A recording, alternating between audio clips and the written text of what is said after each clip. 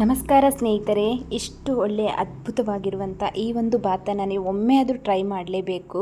ಒಮ್ಮೆ ಟ್ರೈ ಮಾಡಿ ನೋಡಿ, ಯಾಕಂದರೆ ಮತ್ತೆ ನೀವು ಪದೇ ಪದೇ ಮಾಡ್ತೀರಾ. ಅಷ್ಟು ಒಂದು ಅದ್ಭುತವಾಗಿರುವಂಥ, ಅಷ್ಟು ರುಚಿಯಾಗಿರುವಂಥ, ಹಾಗೆ ಅಷ್ಟೇ ಸಿಂಪಲ್ ಆಗಿರುವಂಥ ಈ ಒಂದು ಬಾತನ್ನು ಹೇಗೆ ಮಾಡೋದು, ರೈಸ್ ಬಾತನ್ನು ಹೇಗೆ ಮಾಡೋದು ನೋಡೋಣ ಬನ್ನಿ.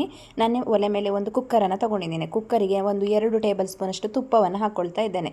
ನಿಮಗೂ ತುಪ್ಪ ಇಲ್ಲಾಂದರೆ ಎಣ್ಣೆ ಕೂಡ ಹಾಕ್ಕೊಳ್ಳಿ, ಪರವಾಗಿಲ್ಲ. ಆದರೆ ತುಪ್ಪ ಹಾಕಿದರೆ ಅದರ ಟೇಸ್ಟ್ ತುಂಬ ಚೆನ್ನಾಗಿ ಬರುತ್ತೆ. ಈಗ ತುಪ್ಪ ಬಿಸಿಯಾಗಿದೆ. 1-2 ಪೀಸು ಚಕ್ಕೆ, ಹಾಗೆ ಲವಂಗ, ಒಂದು ಪಲಾವ್ ಎಲೆ, ಸ್ಟಾರು ಹೂವು ಎಲ್ಲವೂ ಕೂಡ ನಾನು ಹಾಕ್ಕೊಂಡಿದ್ದೇನೆ. ಈಗ ಒಂದು 4-5 ಪೀಸು ಗೋಡಂಬಿ ಕೂಡ ಹಾಕ್ಕೊಳ್ತಾ ಇದ್ದೇನೆ. ಗೋಡಂಬಿ ಆಪ್ಷನಲ್ಲು, ಇದ್ದರೆ ಮಾತ್ರ ಹಾಕ್ಕೊಳ್ಳಿ, ಹಾಕಿಲ್ಲ ಅಂದರೂ ಪರವಾಗಿಲ್ಲ. ಇವಾಗ ಸ್ವಲ್ಪ ಇದು ಫ್ರೈ ಆಗಬೇಕು.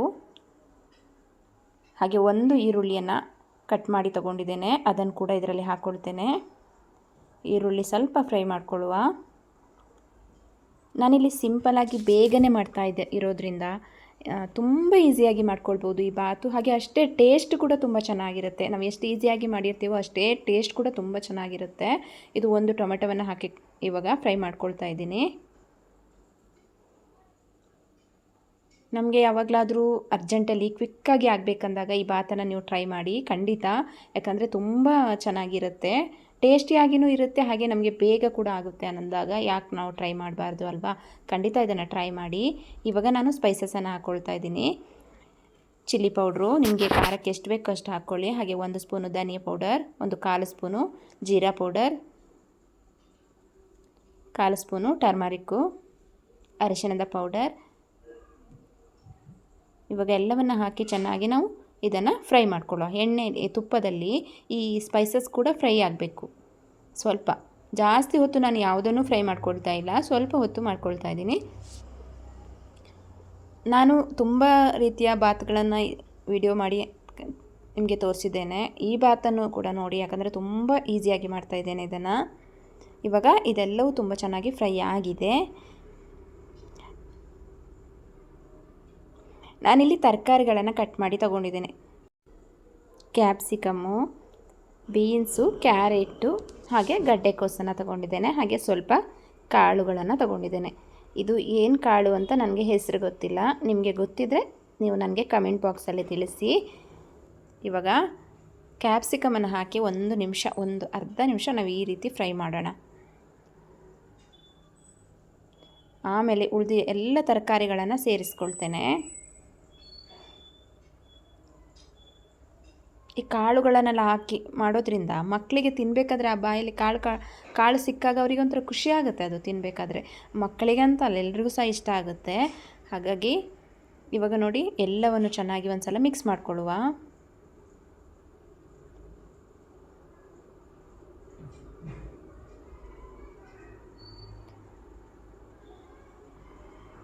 ತರಕಾರಿ ಕೂಡ 1 ನಿಮಿಷ ಫ್ರೈ ಆದರೆ ಸಾಕು. ಇವಾಗ ತರಕಾರಿ ಚೆನ್ನಾಗಿ 1 ನಿಮಿಷ ಫ್ರೈ ಮಾಡ್ಕೊಂಡಿದ್ದೀನಿ. ಇದಕ್ಕೆ ನಾನಿಲ್ಲಿ ಒಂದು ಅರ್ಧ ಕಪ್ಪಷ್ಟು ಮೊಸರನ್ನ ಸೇರಿಸ್ತಾ ಇದ್ದೀನಿ. ಮೊಸರು ಹಾಕಲೇಬೇಕು. ಮೊಸರು ಹಾಕಿದ್ರೇ ಬಾತು ತುಂಬ ಟೇಸ್ಟಿಯಾಗಿ ಬರುತ್ತೆ. ಮೊಸರನ್ನ ಎಲ್ಲಾದರೂ ನೀವು ಸ್ಕಿಪ್ ಮಾಡಿದರೆ ಬಾತು ಟೇಸ್ಟ್ ಅಷ್ಟು ಬರಲ್ಲ. ಬಾತು ರೆಡಿ ಆಗುತ್ತೆ, ಆದರೆ ಆ ಟೇಸ್ಟು ಡಿಫ್ರೆಂಟಾಗಿಯೇ ಬರುತ್ತೆ ಮೊಸರು ಹಾಕೋದ್ರಿಂದ. ಹಾಗಾಗಿ ಮೊಸರನ್ನ ಸ್ಕಿಪ್ ಮಾಡಬೇಡಿ, ಮೊಸರನ್ನ ಸೇರಿಸಿ.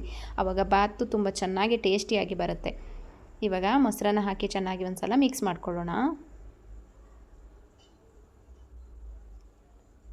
ಇವಾಗ ಮೊಸರನ್ನ ಹಾಕಿ ಫ್ರೈ ಮಾಡ್ಕೊಂಡಿದ್ದಾಯ್ತಲ್ವ, ನೋಡಿ ಅಲ್ಲಿ ಕುದಿ ಬರ್ತಾ ಇರೋ ಥರ ಕಾಣ್ತಿದೆ ಅಲ್ವಾ. ಇವಾಗ ನಾನು ನೀರನ್ನು ಸೇರಿಸ್ಕೊಳ್ತಾ ಇದ್ದೀನಿ. ನಾನಿಲ್ಲಿ 3 ಗ್ಲಾಸ್ ನೀರನ್ನು ಸೇರಿಸ್ತೇನೆ. 1.5 ಗ್ಲಾಸ್ ಅಕ್ಕಿಯನ್ನು ತಗೊಂಡಿದ್ದೇನೆ, ಹಾಗಾಗಿ 3 ಗ್ಲಾಸ್ ನೀರನ್ನು ಸೇರಿಸ್ತೇನೆ. ನೀವು ಯಾವ ಕ್ವಾಂಟಿಟಿಯಲ್ಲಿ ಅಕ್ಕಿ ತೊಗೊಳ್ತೀರಾ ಅದೇ ಇದರಲ್ಲಿ ನೀವು ನೀರನ್ನು ಸೇರಿಸಿದರೆ ಆಯಿತು.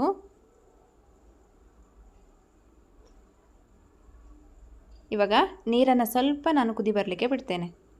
ಈ ನೀರು ಸ್ವಲ್ಪ ಕುದಿ ಬರಬೇಕು. ಇವಾಗ ರುಚಿಗೆ ತಕ್ಕಷ್ಟು ಉಪ್ಪನ್ನು ಸೇರಿಸ್ಕೊಳ್ಳೋಣ.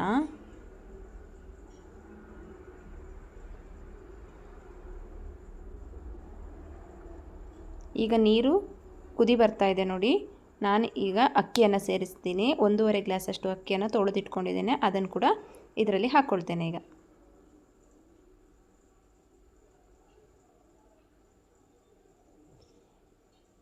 ಈಗ ಈ ಅಕ್ಕಿಯನ್ನು ಹಾಕಿ ಸ್ವಲ್ಪ ನಾನು ಇದನ್ನು ಈ ರೀತಿ ತಿರುಗಿಸಿ ಬಿಡ್ತೇನೆ. ಇದು ಸ್ವಲ್ಪ ಕುದಿ ಬರಬೇಕು, ಜಾಸ್ತಿ ನಾನಿಲ್ಲಿ ಬೇಯಿಸ್ಕೊಳ್ತಾ ಇಲ್ಲ, ಸ್ವಲ್ಪ ಕುದಿ ಬಂದರೆ ಸಾಕು. ಇವಾಗ ನೋಡಿ ಅಕ್ಕಿ ಹಾಕಿದ್ದೀನಿ, ಕುದಿ ಬರ್ತಾ ಇದೆ.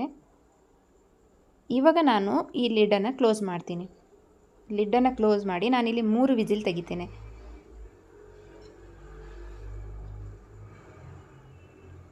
ಇವಾಗ ಲಿಡ್ ಕ್ಲೋಸ್ ಮಾಡಿ 3 ವಿಸಿಲ್ ಆಗಿದೆ.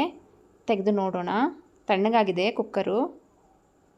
ಲಿಡ್ಡನ್ನು ಓಪನ್ ಮಾಡಿ ನೋಡೋಣ ಬಾತ್ ಹೇಗಾಗಿದೆ ಅಂತ. ವಾ, ಎಷ್ಟು ಅದ್ಭುತವಾಗಿ ಬಂದಿದೆ ಅಲ್ವಾ? ಸೂಪರಾಗಿ, ಹಾಗೆ ಘಮ ಕೂಡ ಅಷ್ಟೇ ಚೆನ್ನಾಗಿ ಬರ್ತಾ ಇದೆ. ಇದನ್ನಿವಾಗ ತೆಗೆದು ನೋಡೋಣ ಎಷ್ಟು ಚೆನ್ನಾಗಿ ಬಂದಿದೆ ಬಾತು. ನೋಡಿ ಎಷ್ಟು ಉದುರಾಗಿ ತುಂಬ ಚೆನ್ನಾಗಿ ಬಂದಿದೆ.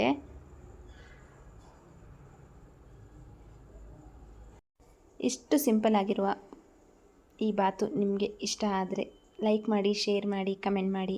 ಹಾಗೆ ನಮ್ಮ ಚಾನಲನ್ನು ಸಬ್ಸ್ಕ್ರೈಬ್ ಮಾಡ್ಕೊಂಡು ನೋಡಿ. ಇಷ್ಟೋ ತನಕ ನನ್ನ ವಿಡಿಯೋ ನೋಡಿದ್ದಕ್ಕಾಗಿ ನಿಮಗೆಲ್ಲರಿಗೂ ತುಂಬು ಹೃದಯದ ಧನ್ಯವಾದಗಳು. Thank you. Bye bye.